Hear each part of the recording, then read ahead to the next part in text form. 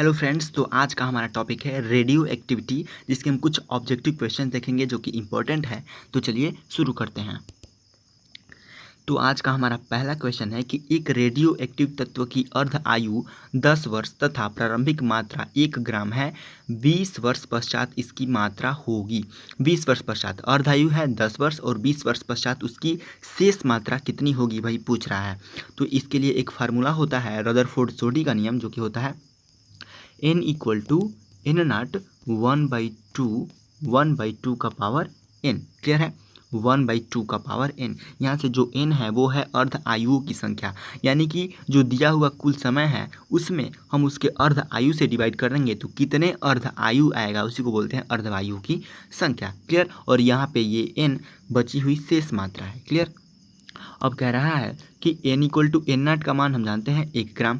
Clear, अब 1/2 power n कितना होगा 20/10 यानी कि 2। क्लियर, 2। अब 1 गुणे 1/2 का स्क्वायर हो जाएगा 1/4। अब 1 में हम 4 से जब भाग देंगे तो आएगा 0.25 और ग्राम में है तो हो जाएगा आंसर पहला 0.25 ग्राम। क्लियर, शेष मात्रा बचेगा उतना। क्लियर है। सो नेक्स्ट क्वेश्चन हमारा दूसरा कि 4 अर्ध आयुओं के पश्चात एक रेडियो एक्टिव पदार्थ का अविघटित भाग रह जाएगा। अविघटित यानी कि जो शेष भाग है वह कितना रह जाएगा। क्लियर, तो n इक्वल टू हो जाएगा n नॉट 1/2 का पावर 4 अर्ध आयुओं के पश्चात, यानी n का वैल्यू 4 है। क्लियर है, यहाँ से हो जाएगा n नॉट अपान 2 दूने 4 दूने 8 दूना 16। क्लियर, यहाँ पे हो जाएगा 16, n नॉट अपान 16।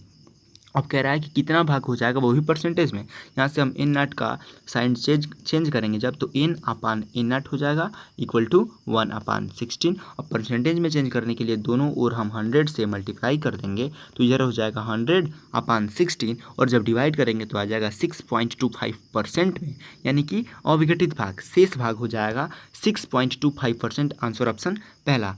क्लियर है। सो नेक्स्ट क्वेश्चन है हमारा तीसरा कि 20 सेंटीमीटर मोटाई वाले इस्पात में से कौन सा पार हो सकता है। आपको पता है कौन, गामा किरण। क्लियर है, गामा किरण मैक्सिमम 30 सेंटीमीटर मोटाई वाले इस्पात को पार कर सकता है। तो इसका आंसर हो जाएगा ऑप्शन दूसरा, 20 सेंटीमीटर मोटाई वाले इस्पात को गामा किरण ही पार कर सकता है। क्लियर है। सो नेक्स्ट क्वेश्चन है हमारा चौथा कि यदि एक रेडियो एक्टिव नमूने की अर्ध आयु 10 घंटे है। क्लियर, एक रेडियो एक्टिव नमूने की अर्ध आयु 10 घंटे है तो इसकी औसत आयु क्या होगी। देखिए, औसत आयु होता क्या है, अर्धायु t इक्वल टू 0.693 अपान क्या होता है लेमडा। Clear, 0.693 upon lambda. यहाँ पे लेमडा 6 नियतांक है। क्लियर है, और 1/लेमडा को हम टाउ से प्रदर्शित करते हैं। 1/लेमडा इक्वल टू टाउ, और इस टाउ को ही कहा जाता है औसत आयु। क्लियर है, यहाँ से अर्ध आयु दिया हुआ है 10 घंटा, यानी कि t equal to 0.693 upon lambda. Clear, यहाँ से हम 1/लेमडा का मान निकालेंगे, यानी कि 0.693 से हम इसमें डिवाइड कर देंगे। क्लियर, तो आ जाएगा 10/0.693 इक्वल टू 1/लेमडा, और इसी को हम टाउ कहते हैं। और जब 10 में हम 0.693 से भाग करेंगे तो आ जाएगा 14.4 आवर्स, 14.4 घंटे। क्लियर, तो इसका आंसर हो जाएगा ऑप्शन पहला, औसत आयु 14.4 घंटा। क्लियर। सो नेक्स्ट क्वेश्चन है हमारा पांचवा कि एक विद्युत क्षेत्र विचलित कर सकता है। विद्युत क्षेत्र आवेशित कणों को ही विचलित करता है। अब एक्स किरण, न्यूट्रॉन और गामा किरण ये तीनों उदासीन होते हैं। क्लियर, तीनों उदासीन होते हैं, यानी कि विद्युत क्षेत्र अल्फा कण को विचलित करेगा और अल्फा कण आवेशित होता है, पॉजिटिव होता है, तो इसका आंसर ऑप्शन तीसरा होगा। क्लियर है। सो नेक्स्ट क्वेश्चन है हमारा छठा कि एक रेडियो एक्टिव पदार्थ की सक्रियता 16 वर्षों में घटकर अपने प्रारंभिक मान का 1/16 रह जाता है। क्लियर, 1/16 शेष रह जाता है, तब इस पदार्थ की अर्ध आयु होगी।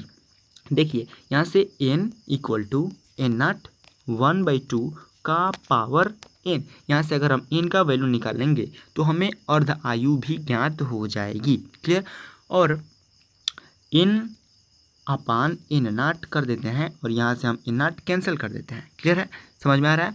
यहाँ से n अपान n नॉट कर देते हैं। अब 16 वर्षों पश्चात शेष भाग 1/16 रह जाता है, यानी कि n बाई एन नॉट का वैल्यू ही 1/16 हो जाएगा। कैसे? यह है शेष भाग और यह है प्रारंभिक मात्रा। अगर प्रारंभिक भाग को हम 16 मान लेते हैं तो 16 वर्ष पश्चात उसका 1/16 यानी कि 16 का 1/16 कितना होगा? 1। क्लियर है? तो 1/16 हो जाएगा।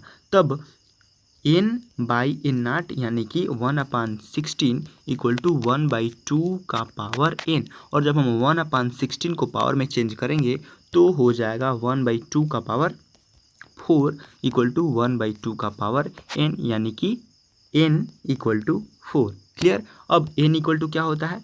कुल समय जो कि दिया हुआ है 16 वर्ष अपान अर्ध आयु होता है, जिसे हम t से प्रति करते हैं। अब हमको t चाहिए और n का वैल्यू हमने निकाला है 4, तो t यहाँ कर देंगे और n से डिवाइड करेंगे तो हो जाएगा 16/4। क्लियर? 16/4, तो अर्ध आयु आ जाएगा 4 वर्ष। क्लियर? तो इसका आंसर हो जाएगा ऑप्शन चौथा, 4 वर्ष। सो नेक्स्ट क्वेश्चन हमारा 7वां कि निम्नलिखित में से कौन सा विद्युत चुंबकीय विकिरण है? विद्युत चुंबकीय विकिरण कौन सा है? विद्युत चुंबकीय विकिरण होता है गामा, एक्स, पैराबैंगनी, दृश्य, अवरक्त, सूक्ष्म, रेडियो, ये सारे विद्युत चुंबकीय विकिरण है। तो इसका आंसर हो जाएगा ऑप्शन चौथा, एक्स किरण। क्लियर? अल्फा, बीटा और धन ये विद्युत चुंबकीय विकिरण नहीं है। सो नेक्स्ट क्वेश्चन है हमारा 8वां कि किसी रेडियो एक्टिव पदार्थ के निश्चित द्रव्यमान में 20 घंटे में 75% की कमी आ जाती है। क्लियर? उसकी अर्ध आयु होगी। देखिए 20 घंटे में 75% की कमी होती है, यानी कि शेष कितना बचेगा? 25%। क्लियर? शेष बचेगा 25%। यहाँ से n equal to n nought 1/2 का पावर n। क्लियर? हमको निकालना है अर्धायु। अर्धायु निकालने के लिए हमको यहाँ पे n का वैल्यू चाहिए। अब कह रहा है कि शेष भाग कितना हो गया? 25%, यानी कि n का वैल्यू 25 और एन नॉट का वैल्यू 100%, यानी कि 100 मान लेते हैं। क्लियर? यहाँ से ये कटेगा 1 और ये कटेगा 4। अब साइड चेंज करेंगे तो हो जाएगा 1/4 इक्वल टू 1/2 का पावर n। क्लियर? अब जब हम यहाँ से 1/4 को पावर में चेंज करेंगे तो 1/2 का पावर 2 होगा, n का वैल्यू आ गया 2। क्लियर है? n का वैल्यू आ गया 2। अब n इक्वल टू होता क्या है? n इक्वल टू होता है कुल समय जो कि दिया है 20 घंटा और बटा अर्ध आयु t। अब यहाँ से t का वैल्यू निकालेंगे, हमको n का वैल्यू निकला हुआ है 2 मिला हुआ है। यहाँ से जब डिवाइड करेंगे तो t का वैल्यू आ जाएगा 10, यानी कि रेडियो एक्टिव पदार्थ की अर्ध आयु हो जाएगी 10 घंटा। आंसर ऑप्शन दूसरा। क्लियर है? सो नेक्स्ट क्वेश्चन है हमारा 9 नंबर की अल्फा कण पर आवेश प्रोटॉन के आवेश का है। अल्फा कण पर जो आवेश होता है वो प्रोटॉन के आवेश का कितने गुना होता है? क्लियर है? प्रोटॉन पे आवेश होता है 1.6 × 10⁻⁻19, ये आपको पता होगा। और ये प्रोटॉन पे होता है और अल्फा पे होता है 3.2 × 10⁻⁻19 कूलम। क्लियर? जो कि इसके लगभग 2 गुना है, यानी कि अल्फा कण पर जो आवेश होता है वो प्रोटॉन के आवेश का 2 गुना होता है। आंसर ऑप्शन दूसरा। क्लियर? सो नेक्स्ट क्वेश्चन है और लास्ट क्वेश्चन है हमारा 10वां कि 60 दिनों की अवधि के पश्चात जिस रेडियोधर्मी तत्व का द्रव्यमान प्रारंभिक मान का 1/32 रह जाए उस तत्व की अर्धायु क्या होगी? यहाँ से n equal to n nought 1/2 का पावर n। हमको n का वैल्यू चाहिए अर्धायु निकालने के लिए।